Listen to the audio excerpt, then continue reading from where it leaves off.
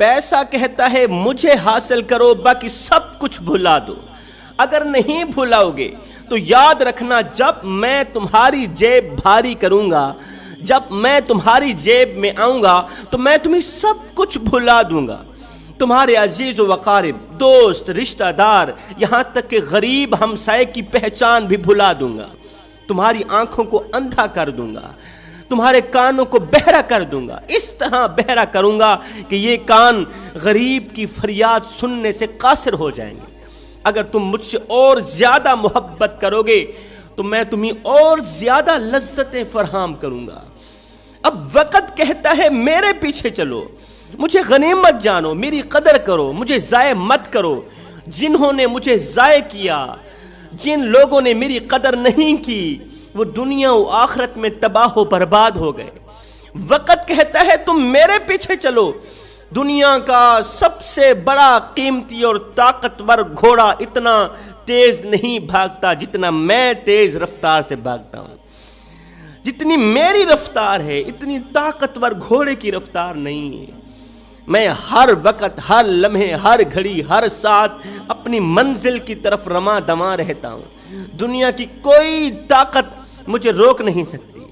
بڑے سے بڑا بادشاہوں کا بادشاہ کیوں نہ ہو، اللہ کے سوا دنیا کی کوئی طاقت مجھے نہیں روک سکتی. میں ہر وقت بھاگتا ہی رہتا ہوں. اور میری منزل کون سی ہے؟ میری منزل قبر ہے. اب پیسہ کہتا ہے مجھے حاصل کرو باقی سب کچھ بھلا دو.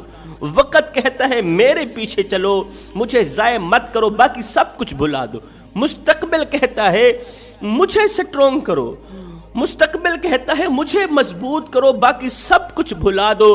لیکن میرا اللہ اتنا ہی کہتا ہے اے میرے بندے تو بس مجھے یاد کر. یہ تمام کی تمام چیزیں تیرے قدموں پر نہ ڈال دوں، مجھے رب العالمین بھی نہ کہنا.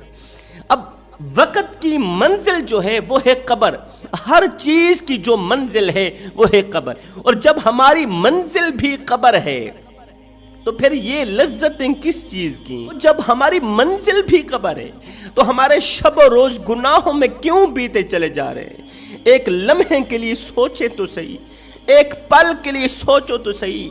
اگر گناہ کے دوران موت کا فرشتہ آ بھی گیا، قبر میں لے جانے والا فرشتہ آ بھی گیا، تو کیا قبر میں اللہ کو قیامت کے دن مدینے والے کو، اللہ پاک کو یہ کالی شکل دکھاتے ہوئے، گناہوں میں ڈوبی ہوئی شکل دکھاتے ہوئے تمہیں شرم نہیں آئے گی؟ جب ہماری منزل بھی قبر ہے تو ہم قبر کی تیاری کیوں نہیں کر رہے؟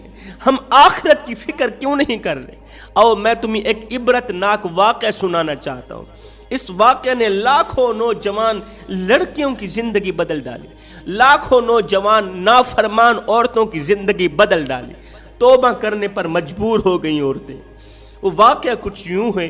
بنی اسرائیل کی ایک عورت تھی، وہ زمانے کی عورتوں میں سب سے زیادہ خوبصورت تھی. اللہ نے اسے بڑے ہی حسن و جمال سے نواز رکھا تھا. وہ خوبصورتی کے ساتھ ساتھ عبادت گزار بھی تھی. دیگر عورتیں اسے اللہ کی ولیہ کہتی تھی. دیگر عورتوں کے سامنے وہ اللہ کی محبوبہ تھی. جوانوں، یہ ضروری نہیں ہے کہ ہر دکھنے والا اچھا انسان اللہ کے سامنے بھی اچھا ہو، اور یہ بھی لازم نہیں، یہ بھی ضروری نہیں ہے کہ ہر دکھنے والا برا انسان اللہ کے سامنے بھی برا ہو. ہو سکتا ہے جس انسان کو تم گٹر کا کیڑا کہہ رہے ہو، اتنا گندا کہہ رہے ہو، اتنا گھٹیا سمجھ رہے ہو سکتا ہے وہ اللہ کے سامنے تم سے بڑھ کر مقام و مرتبہ رکھنے والا ہو. یہ بھی تو ہو سکتا ہے نا، جس کو تم گندا سمجھتے ہو، گٹر کا کیڑا سمجھتے ہو، جس کو تم گنہگار سمجھتے ہو، جس کو تم مردود سمجھتے ہو سکتا ہے وہ اللہ کے سامنے اللہ کا محبوب ہو.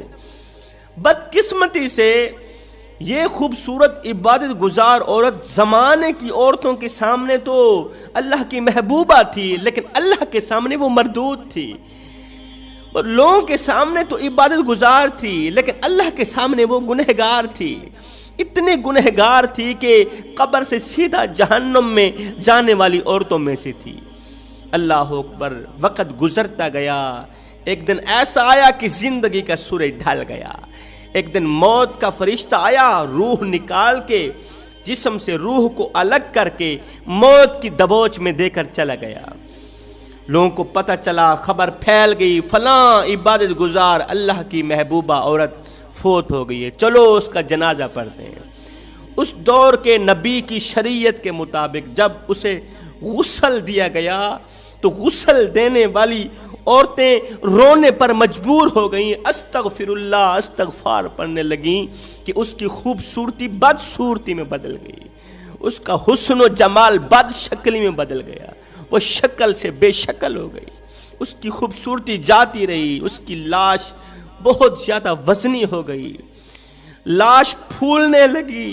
عورتوں نے کہا کیا ہو گیا، یہ تو عبادت گزار تھی، یہ تو اللہ کی محبوبہ تھی، اسے کیا ہو گیا، اس کی خوبصورتی کہاں چلی گئی، اس کا حسن و جمال کہاں چلا گیا؟ خیر جنازے کو اٹھایا گیا، کندھا دینے والوں نے کہا کہ اس کی لاش اتنی بڑی وزنی تھی کہ لوگوں سے اٹھائی نہیں جا رہی تھی، بڑی مشکل سے لوگوں نے جنازہ پڑھا۔ جنازہ پڑھنے کے بعد اسے قبر میں لے کے گئے، جب قبر کے اندر دفنانے لگے تو لوگوں کی چیخیں نکل گئیں، استغفر اللہ استغفار پڑھنے لگے کہ قبر کے اندر آگ ہی آگے، قبر کے بچھو اس عبادت گزار عورت کے انتظار میں، اس کے منتظر بیٹھے ہیں۔ ابھی یہ گنہگار عورت قبر میں آئے گی، ہم کھانا شروع کر دیں گے۔ ایسا لگتا ہے جیسے قبر کے اندر آگ کا بچھونا بچھا ہوا ہے، آگ کا بستر بچھا ہوا ہے۔ خیر وہیں اسے لٹایا گیا، اس کی تدفین کی گئی، اس کے اوپر مٹی دی گئی، عزیز و اقارب اپنے اپنے گھروں کو چلے گئے۔ عبادت گزار عورت کے مرنے کے 3 دن بعد محلے میں رہنے والی ایک عورت نے خواب میں اس گنہگار عورت کو دیکھا، دیکھ کر پوچھا اے عورت بتا تو صحیح، تو تو عبادت گزار تھی، تو تو اللہ کی محبوبہ تھی، تو پھر تیری خوبصورتی بدصورتی میں تبدیل کیوں ہو گئی؟ تیری قبر میں کیڑے مکوڑے کیوں نظر آ رہے تھے؟ تیری قبر جہنم کے گڑھوں میں سے گڑھا کیوں بنی ہوئی تھی؟ اس نے چیخ کر کہا، رو کر کہا، اے زمانے کی عورتوں، سب کچھ کرنا، دنیا سے محبت کبھی نہ کرنا، سب کچھ کرنا، دنیا کی حرص میں مت آنا، دنیا سے عشق کبھی نہ کرنا۔ کہتی ہے میں نماز بھی پڑھتی تھی، عبادت گزار بھی تھی، لیکن دنیا کی محبت نے میری تمام عبادات کو ضائع کر دیا۔ دنیا کی حرص نے، دنیا کی لالچ نے، مجھے دنیا سے محبت تھی، محبت میں آ کے دنیا کی لذتوں میں آ کر میں گناہ کیا کرتی تھی۔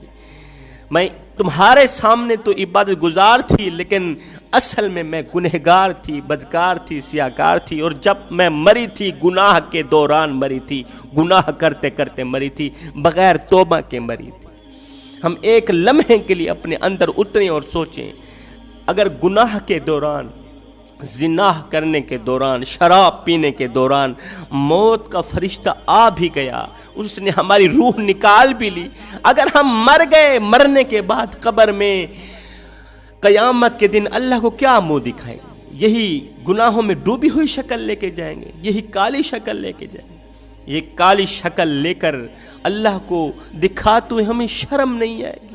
اس زندگی کے لمحے تمہارے اور میرے لیے غنیمت ہیں، انہی لمحوں میں کچھ کر لو، انہی لمحوں میں کچھ اکٹھا کر لو، وقت کی مانو، وقت کو ضائع مت کرو، وقت کو برباد مت کرو، اس وقت کو، ان لمحات کو غنیمت جانو۔ میں دعا کرتا ہوں اللہ تعالی ہمیں اچھی نصیحتوں پر عمل کرنے کی توفیق عطا فرمائے، آمین ثم آمین، وما علینا الا البلاغ المبین۔